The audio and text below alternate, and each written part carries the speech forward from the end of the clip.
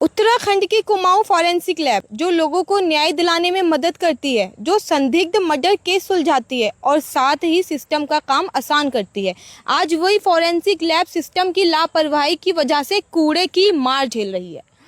नमस्कार, मैं शीतल वर्मा, स्वागत है आपका अनसुनी आवाज में। और मैं अभी इस समय भदईपुरा की फॉरेंसिक लैब के ठीक पास मौजूद हूँ। आप जो ये जमीन देख रहे हैं जिसमें इतना कूड़ा डाला है, बताया जा रहा है कि ये जमीन सरकारी है, लेकिन ये फॉरेंसिक लैब के ठीक पास मौजूद है और इसकी उड़ने वाली गंदी बदबू की वजह से लैब की जांचें प्रभावित हो सकती हैं। आप मेरे पीछे देख सकते हैं कि वो फॉरेंसिक लैब है और ये वो जमीन है जिसमें पूरी जमीन पर कचरा डला हुआ है। जानकारी के मुताबिक नगर निगम की गाड़ियां पूरे शहर का कचरा इसी जमीन पर डालती हैं। अब बड़ा सवाल ये है कि क्या नगर निगम के अधिकारी और प्रशासन को ये नहीं पता कि फॉरेंसिक लैब के पास पूरे साफ वातावरण की जरूरत होती है। नशा तस्करी जैसे मामले में ड्रग्स की पहचान सूंघकर बारीकी से की जाती है और ऐसी बदबू में ऐसी जांचें आखिरकार सही तरीके से कैसे की जा सकती हैं?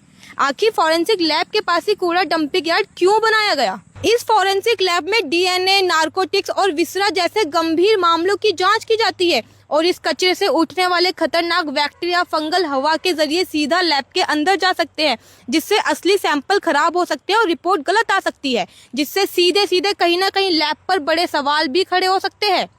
और जो नेता अधिकारी अभी इस गंभीर समस्या पर ध्यान नहीं दे रहे, कल अगर रिपोर्ट में गड़बड़ी निकलेगी तो वही नेता अधिकारी आकर इस लैब पर कई सवाल खड़े करेंगे। फॉरेंसिक लैब के संयुक्त निदेशक डॉक्टर मनोज अग्रवाल का कहना है, फॉरेंसिक लैब के पास नगर निगम की ओर से कूड़ा फेंका जा रहा है। कूड़े से उठने वाले बैक्टीरिया लैब तक पहुंचकर जांचों को प्रभावित कर रहे हैं। दुर्गंध के कारण काम करने में परेशानी हो रही है। इस संबंध में संबंधित विभाग को पत्र भेजा जा चुका है, लेकिन अभी तक कोई सकारात्मक कार्रवाई नहीं हुई है। हवा में फैले इस प्रदूषण की वजह से लैब कर्मियों को सैंपल की रीटेस्टिंग भी करनी पड़ सकती है, जिससे कई गंभीर मामलों की जांच में देरी होगी।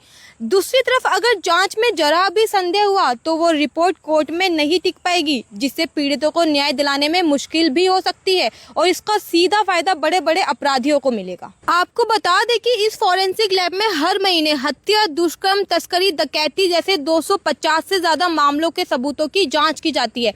कई परिवार की न्याय की उम्मीदें इस ही जगह से जुड़ी होती हैं। ये कोई छोटा मोटा मामला नहीं है। यहाँ उन्हीं लोगों के केस आते हैं जो नेताओं को वोट देकर कुर्सी पर बैठाते हैं। अगर नगर निगम और प्रशासन ने यहाँ की जल्द से जल्द सफाई नहीं करवाई तो ये सीधे जानबूझकर न्याय की प्रक्रिया के साथ खिलवाड़ करना होगा। जिला अधिकारी नितिन सिंह भदौरिया का कहना है, फॉरेंसिक लैब के पास कूड़ा फेंकने का मामला संज्ञान में नहीं है। इसके बारे में संबंधित विभाग से जानकारी ली जाएगी। फिलहाल आप बने रहिए अनसुनी आवाज के साथ। आप हमारे इंस्टाग्राम पेज को फॉलो कीजिए। आप हमें यूट्यूब में जाकर भी सब्सक्राइब कीजिए, हमारे फेसबुक पेज को फॉलो कीजिए। धन्यवाद।